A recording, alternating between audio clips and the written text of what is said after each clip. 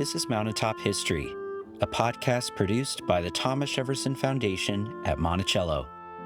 Mountaintop History brings forward meaningful stories from this historic home and plantation, from the past and from the present.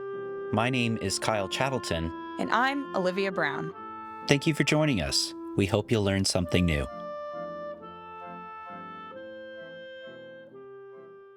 Today's episode comes from the research and writing of Lucia Cinder Stanton, Monticello's Shannon senior historian, who wrote an article in 1991 titled Analyzing Atoms of Life. When Thomas Jefferson opened his mail on October 22, 1791, he found a small packet of dried stubble from the wheat fields of Long Island. Inside, according to the accompanying letter, was a thriving population of the most infamous insect of the 1790s. Hessian flies had arrived at 274 Market Street, well ahead of the rest of their tribe, still working their way south through the farms of New Jersey. This was not Jefferson's first encounter with the diminutive enemy of wheat. He had examined some in the Worm State along the Hudson River the previous May, and throughout the rest of his month-long tour of New York and New England, he questioned farmers, tavern keepers, and roadside blacksmiths about their experiences of the winged pest. Jefferson had taken to the field in his role as chairman of a new committee of the American Philosophical Society, charged with the mission of collecting materials, quote, for forming the natural history of the Hessian fly and finding the best means of preventing or destroying the insect. The adult Hessian fly is delicate and harmless. Its larval form, however, attacked wheat with such voracity that the appearance of the insect was considered by some American preachers a divine judgment for political sins. The effect of its destruction was captured in an article in the American Museum in 1787. Quote, "It is well known that all the crops of wheat in all the land, over which it has extended, have fallen before it, and that the farmers beyond it dread its approach. The prospect is that unless means are discovered to prevent its progress, the whole continent will be overrun, a calamity more to be dreaded than the ravages of war." In the spring of 1791, Jefferson had decided to take an active part in repelling the invaders, first by creating a committee, and then by setting out to survey the site of the Hessian fly's earliest attacks. He traveled the entire length of Long Island, eventually reaching the very spot, now under Brooklyn, where American farmers had first watched their wheat stalks shrivel and break in 1777. In the first years of its ravages, the insect was viewed as an immigrant, a stowaway in the straw for the Hessian troops, who disembarked at Flatbush in 1776 during the Revolutionary War. By the 1790s, however, students of the subject were beginning to absolve the Germans of responsibility. Samuel Mitchell, a Long Islander himself, attributed the name to the country people, quote, ever fond of ascribing everything disagreeable to the Germans. This professor of agriculture and natural history at Columbia College, after consulting European scholars and scientific works, believed that the fly was an American native. Jefferson, who heard Mitchell's short memoir on the wheat insect read at an August 1791 meeting of the Philosophical Society, came to the same conclusion 1 year later. In June of 1792, he was given a second batch of Hessian flies. For 2 weeks, he watched over the flaxseed-like chrysalises, was present at their hatching, observed an adult fly laying her eggs, and recorded details of a minute anatomy, presumably with the aid of a microscope, as the fly was, quote, between the size of a gnat and mosquito. He recorded the 8 saffron-colored annuli on its abdomen, its two maniliform antennae, and two balances like the plectrum of the staccata, a keyed instrument he had seen Benjamin Franklin play in France.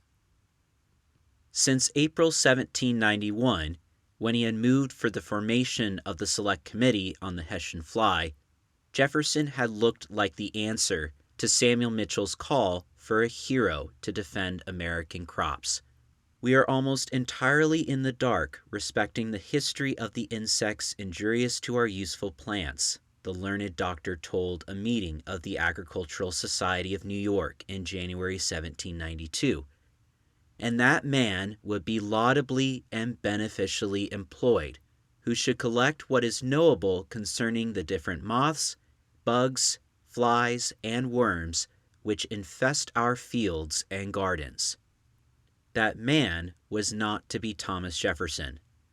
Jefferson had made avid investigations on the flies' breeding grounds, had been an active committee chairman, and had made his own brief foray into entomology, but nothing followed.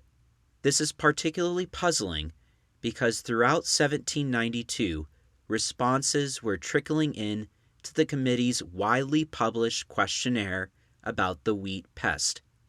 These answers still lie unpublished in the chairman's papers.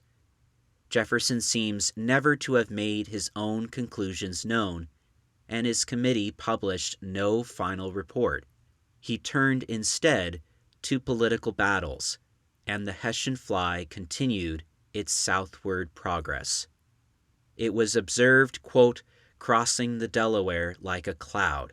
In 1797, it invaded the fields of Mount Vernon. In 1801, it was, quote, laying waste all the wheat near Washington. Monticello's wheat crop seems not to have been affected until 1811, after which there were bad years and worse. The fly devoured 1/3 of the wheat crop in 1813, and losses in 1817 provoked Jefferson to write, quote, "We of this state must make bread, and be contented with so much of that as a miserable insect will leave us. This remnant will scarcely feed us the present year, for such swarms of the wheat fly were never before seen in this country." Jefferson may then have wished that increasing social duties and the barbs of his political foe Alexander Hamilton had not distracted him from completing his fly research. Other factors had probably contributed to his retirement from the cause. The cyclical pattern of the Hessian fly's assaults caused some observers to believe it was on the decline in 1792. Jefferson may also have felt that some articles published in that year sufficiently cleared the good name of American wheat by demonstrating that the fly never infested the grain. It is just as well that the Bug Committee was dormant during Jefferson's presidential years. Federalist journalists had enough fun with the, quote, Bone Committee of the American Philosophical Society, considered a hotbed of Jeffersonians. The sight of politicians peering into the secrets of nature offended Jefferson's opponents. "Science and government are two different paths," observed one author. "He that walks in one becomes, at every step, less qualified to walk with steadfastness or vigor in the other." Honored for his breadth of vision by his friends, Jefferson was convicted by the Federalists for his curiosity. The philosopher president was viewed as an irresponsible visionary, subject to, quote, philosophic fogs. Federalist satirists found the minute examinations of natural history particularly worthy of ridicule, and made Jefferson's study and measurement of fossils a frequent target. 14-year-old William Cullen Bryant dismissed his chief of state with the rhyme, "Go search with curious eye for horned frogs 'mongst the wild wastes of Louisianan bogs, or where Ohio rolls his turbid stream, dig 4 huge bones, thy glory and thy theme. Jefferson's reputation as an observer of insects was not forgotten, at least by Washington banker John P. Van Ness, who in 1806 sent to the president's house 2 worms just plucked from his Lombardy poplar tree. Wondering if this might be the poisonous reptile lately exciting comment, Van Ness supposed that it would be gratifying to Jefferson, quote, to observe the worm particularly. Whether the Federalist journalists had any idea of the president's interest in insects, they could not resist portraying him in an entomological mode. Joseph Denny, whose portfolio adopted Jefferson as, quote, our political mammoth, published a supposed fragment of his diary found on the banks of the Potomac. In it, Jefferson suffers writer's block after irritating public business interrupts his composition of a, quote, dissertation on cockroaches. In 1807, a youthful Washington Irving created a fictional tourist to America who hears that the president is, quote, a very plain old gentleman, something, they say, of a humorist, as he amuses himself with impaling butterflies and pickling tadpoles. Jefferson's amusement at the schoolboy satire of the opposition party was no doubt faint, but if he did not collect butterflies, he did make a scrapbook of the poems, squibs, and caricatures of the Federalist press. His vexation surfaced later when he wrote that his opponents saw, quote, even science itself, as well as my affection for it, a fit object of ridicule and a disqualification for the affairs of government. The explosion of the Hessian fly population in 1817 brought forth another burst of publications. Thomas Say gave it a proper scientific description and name in the Journal of the Academy of Natural Sciences. John Hartwell Cock, in American Farmer, described for the first time the hatching of its egg. Samuel Mitchell returned to the subject in the American Journal of Science, and his brother-in-law, Samuel Ackerley, opened his own article with a reference to the greater scope offered to all manner of insects by the new immensity of the agricultural nation.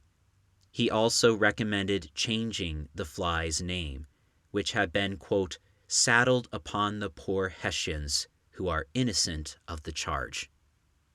Ackerley closed by reviewing the commonly used methods for evading the worst injuries of the insect: sowing late in the fall, using bearded wheat, manuring well, and plowing in or burning the stubble after harvest.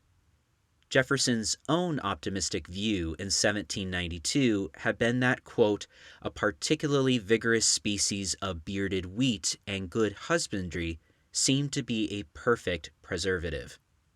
In 1803, he still advocated manuring well and sowing the yellow bearded wheat, and actually considered the Hessian fly a great blessing because it drove American farmers to adopt improved agricultural habits. As for sowing later in the fall, he once declared it a poor remedy, but seems to have been forced to adopt it by 1814, when he recorded in his farm book the proper seeding time as October 10th to November 10th. Quote, what is sown either earlier or later is subject to the fly. Interestingly, the current fly-safe sowing date for Albemarle County is October 9th.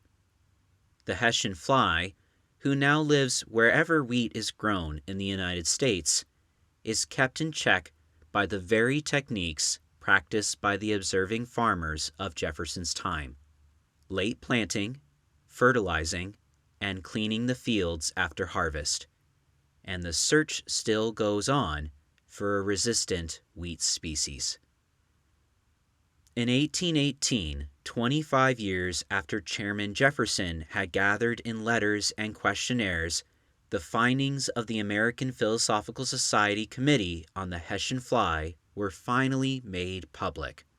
Jefferson's son-in-law, Thomas Mann Randolph, read before the Agricultural Society of Albemarle an historical and physiological notice of the Hessian fly. Randolph summarized in turn the observations of each correspondent, whose reports had lain so long undisturbed in one of the cartons in Jefferson's cabinet. He concluded with the recent observations of General Koch, whom he credited with being, quote, the first to discover the locomotive power of the young caterpillar. Federalists were forgotten and entomological investigations left to others when Jefferson contemplated the cosmos in 1823. To John Adams he wrote, "It is impossible for the human mind not to perceive and feel a conviction of design, consummate skill, and indefinite power in every atom." He knew what he was talking about when he itemized the movements of celestial objects, the structure of the earth, animals and plants, quote, examined in all their minutest particles, and insects, mere atoms of life, yet as perfectly organized as man or mammoth. This has been another episode of Mountaintop History, a collaboration podcast between WTJU and the Thomas Jefferson Foundation. Join us for new episodes every 2 weeks on Apple and Google Podcasts, Stitcher, and the Virginia Audio Collective. To learn more about Monticello or to plan your next trip, visit us online at monticello.org.